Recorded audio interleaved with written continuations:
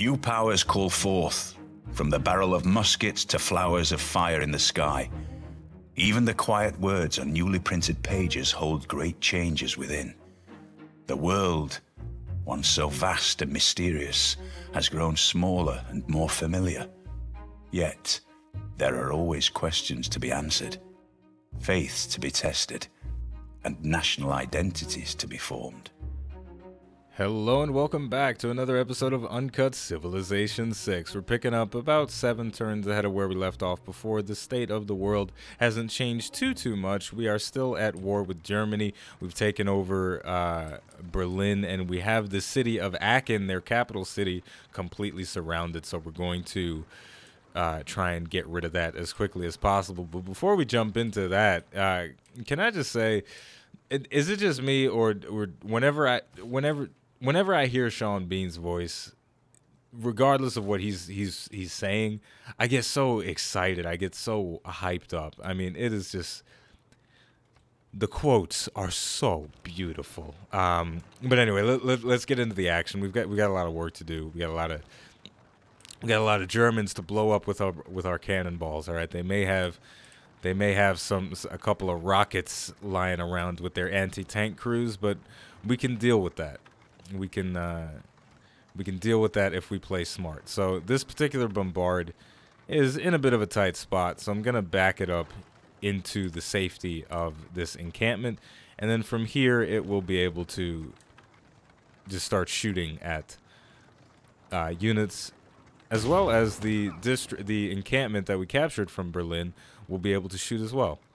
So we've got ourselves a nice fortified position. I think I may have already shot with that in before I started recording. But anyway, what we're gonna do is we're going to try our best to take out the city of Aachen within the next couple of turns, and we're going to be able to do that by first eliminating this particular musketman, right? And then we're gonna have to do a little bit of maneuvering. So the problem that we're running into is that this city is surrounded by a lot of hills and rainforest. So some of our bombards, even though they're within 2 tiles, their vision is being blocked. So just by maneuvering a tiny bit, that vision is no longer blocked, and our bombards can bombard the city. Boom. You know, they don't do a terrible amount of damage, but they're doing, it's nice. It's a comfortable amount. So we're going to go ahead and give this guy the crew weapons promotion, give him some extra combat strength while defending, and then if he gets another promotion, he'll get the one for increased damage when sieging districts, and then the rest of the bombards just keep blasting away. This particular one is never going to be in range to shoot the city, but that's fine. We may as well just get it on the battlefield anyway. And if you also turn your attention over here, we can see that Gandhi's trying to convert all of my cities, and we can't have that. So what we're going to do is get some apostles out.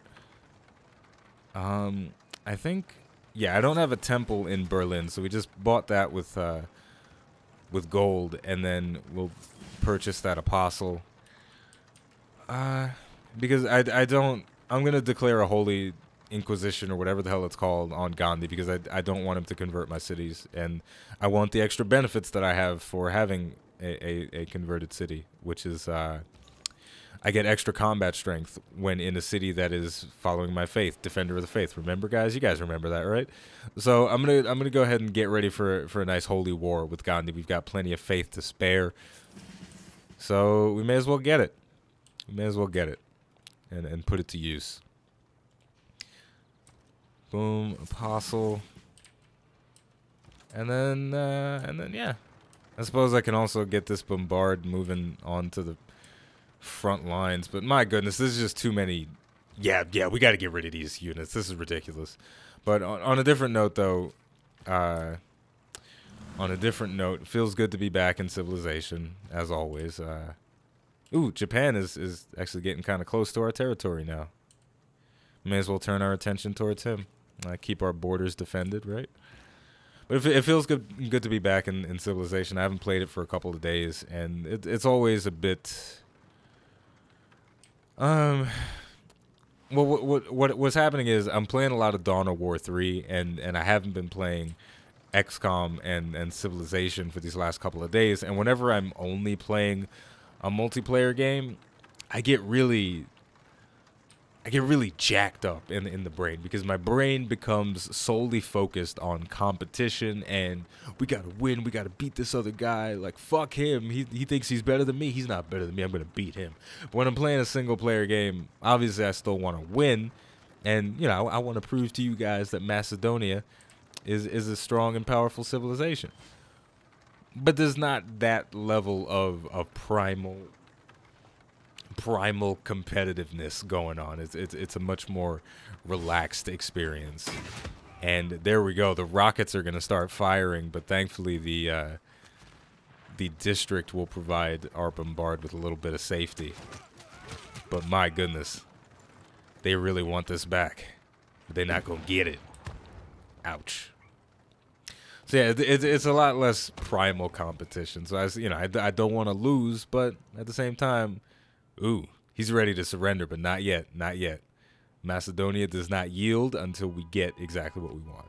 So it's just a much more relaxed thing. And that was a really nice offer, but the reason I'm not going to surrender just yet is because at this point, the only way I'm going to win this game is if I go for a domination victory. And you can't get a domination victory unless you take over the capitals of every other civilization in the game.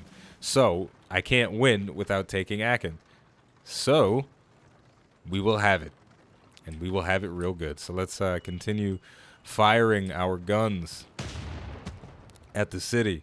Boom. Boom number 2. Boom number 3. Boom number 4. And unfortunately, there will be no boom number 5. Or maybe there will be. Hold on. Move this guy over here. Move this guy over here. Boom number 5. Nice. If I promote this guy, he should survive the next attack. And we may be able to take the city in the next turn. Hopefully this works out. Alright, so now we're going to turn our attention back to our apostles and start giving them promotions. Plus 20 religious strength in theological combat. That is perfect because we're about to declare a holy war. About to get, well, not a holy war. We're about to, an inquisition, is it called? Anyway. We got to continue bringing our apostles over. Giving them promotions. Plus 20.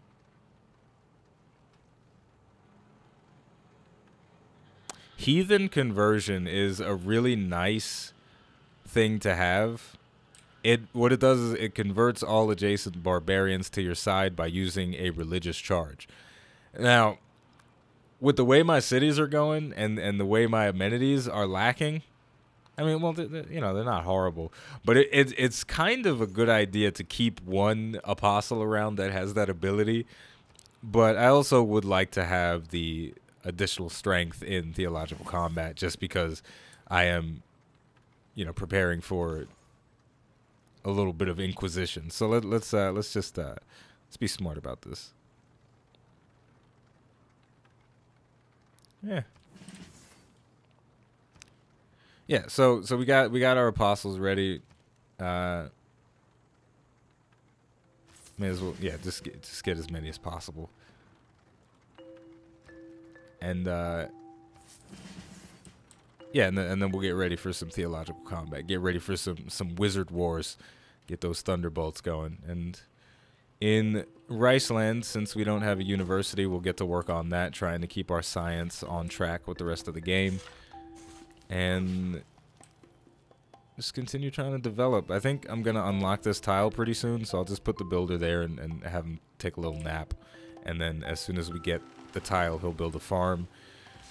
Man, trying to keep up with the housing and this many cities, it always gets a bit convoluted is probably the word I'm looking for. I can build a spy in 2 turns from Rogel Dorn, and maybe that's a good idea.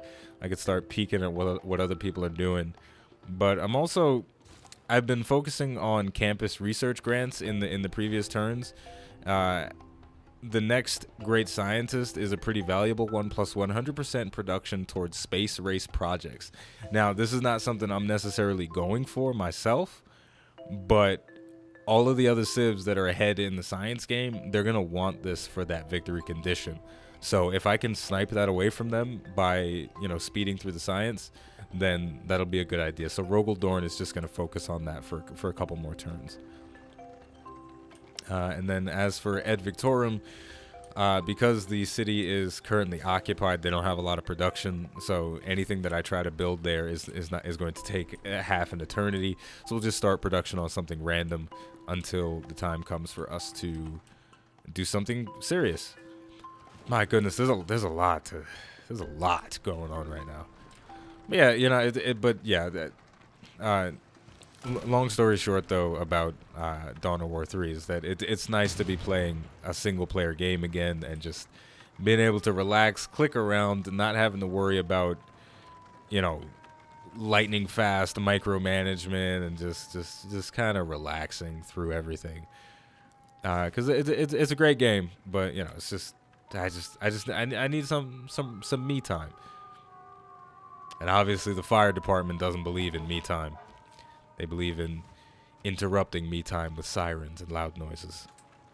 Alright, so the encampment is still getting attacked by the German musketmen, and it's surviving decently well. So I don't think I'll have to worry about losing that bombard. Those rockets hurt, though. And then the city going to do a little pew-pew, and the other encampment as well going to do some pew-pew. But not too much, though. Not too much. Now let's see if we can actually take out the city. All right, come on. Please wait. I don't want to wait anymore. I want to get into the action. Okay, here we go. This is the moment of truth, folks. Bombard. Fire. Bombard number 2. Fire. Bombard number 3. Fire. Bombard number 4. Fire. The walls are down, folks. And we got 2 musketmen left. That's 1. Oh, shit. Is he gonna die? No, he survived. All right, so the city's burning. The city's burning, and I think we got it. It lags whenever you're about to take over a city. Or for me, you know, it freezes up. We got it, folks. We got the capital city. So now that we've got that secured, boom, we're going to get some Eurekas out of it. We triggered the Eureka for ballistics, the radio, scorched earth, and natural history. So that is a lot of stuff. Obviously, we're going to keep the city. You can't raise a capital, so even if we wanted to, we couldn't. But what I'm going to do is I'm going to declare peace with Germany, but I'm going to kill some of his military units before I do it. Because fuck them, that's why. I think, yeah, that's everything I can do. So now that we've successfully taken over the city of Aachen, let's see how much we can get from declaring peace. We're gonna ask him to cede all of his cities. Let's see how much gold we can get.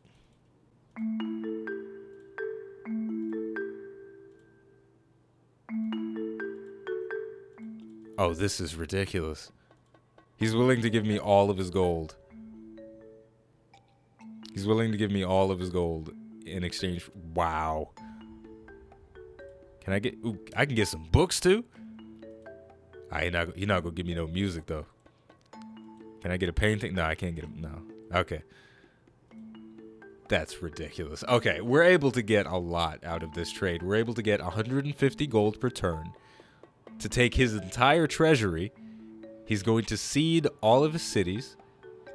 He's not gonna. Yeah, he's gonna cede control of all of his cities, which means he can't bitch about it in the future about us occupying them.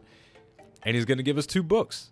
So we are coming out of this deal, or out of this war, very successful. May as well click on the horses as well, just to, you know, add that little extra fine print. You know, in the peace deal, we get all of your cities, all of your money, And those horses look pretty damn nice as well. We gonna start having some races. Okay, so we did it. We did it. Yeah, we did it. We've got a hefty treasury now. Our income is very significant because of the trade deal that we've got going on. This is fantastic. This is absolutely fantastic. So, which all right, so now that we've taken care of the battle, we can we're gonna have to focus on repairing a lot of stuff in Aachen for the next 1, 2, 3, 4, 5, 6 turns. Aachen is going to be just repairing stuff, which is fine. It's just a little bit tedious because there's no production queue. I don't have a mod installed for it. But now it's time to launch an Inquisition against Gandhi. I think this is how it works, right? Launch Inquisition? No? I don't know what I just did, but I know my apostle just disappeared. I should have read that before I clicked on it. All right, let's find another apostle before I launch an Inquisition again. I don't know what that did. I really don't know what that did. Ah, jeez, I may have messed that up. Well, okay. Either way, we've got plenty of other apostles around. Gandhi is making a mess of things. Can I just attack him? Oh yeah, I can just attack it. I don't have to like click anything. So the wizard wars have officially begun. My goodness, that is extravagant. But as you can see, my apostles are significantly more powerful than his missionaries. And you know what? Now I'm not going to declare surprise war on Gandhi because my stuff is already messed up enough. I've got to call out another apostle though, so I can see what an Inquisition actually does. I guess the Inquisition is what is allowing me to attack his things. If you can't tell, I've never done this religious thing before to this extent. I usually just use it for... Oh, I can build Inquisitors now. That's what an Inquisition does. Oh, I get it. I get it. An Inquisitor is an inexpensive religious combat unit. I get it. I fucking understand now. Ah, oh, jeez, I'm an idiot, guys. I'm sorry. I'm really sorry. What was I talking about before? Yeah, Sean Bean, though, man. I'm sort of backtrack. I'm going full circle at this point. Maybe I shouldn't. I'll save it. Hold on. All right. We've had a great scientist sitting around for a little while. Janaki Amal, and her special ability is that when she's around a rainforest tile, she converts every rainforest tile that she's next to into science. So we're going to transfer her over to the city of Aachen, surround her with some rainforest, and then activate the ability. Now, Sean Bean, we're going full circle. Anybody ever wish that you could have Sean Bean reading you bedtime stories, man? Because I was listening to the introduction for whatever era that we're in right now. I believe it's the industrial era, but you know, my heart felt so warmed by it. And just imagine, man, once upon a time there were 3 bears, and they lived in a forest. Like, it's just the most beautiful and relaxing thing that you could ever hear. I'm a 24-year-old adult, but I would still love to listen to Sean Bean reading me a story of Goldilocks and the 3 bears. You know? She took a bite of the porridge, but it was too hot. And then she moved to the other end of the table, and this porridge was cold because somebody forgot to heat it up in the microwave. You know, like, I would just love it, man. I would fucking love to hear that every single night of my life, and I would just be smiling as I go to bed, as I drift off into sleepy time, you know? It'd be fantastic. But look, we've got a, you know, 2 extra spreads. Why not? All right, so we got a bunch of apostles. They're moving over to Gandhi. What we're going to do now, though, is we're going to take a little break as we continue zapping over his guys. Matter of fact, I'm going to activate the great person before we take a little break. But when we come back, though, I'm going to skip ahead through a little bit of the tedium of repairing all these cities.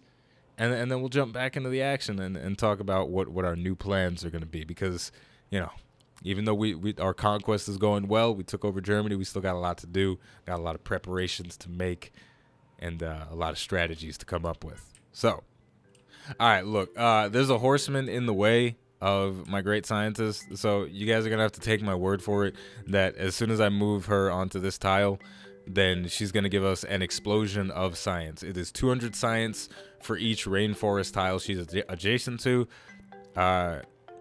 I don't know if building these chocolate things, these chocolate farms on top of rainforest tiles has removed the rainforest. So we're going to get between 600 and 2, 4, 6, 8, 10, 12, and 1400 science. So anyway, with all that said, the name of the game, you guys already know. It's Civilization 6. The name of the channel is iBluairJgR Gaming for Comedy.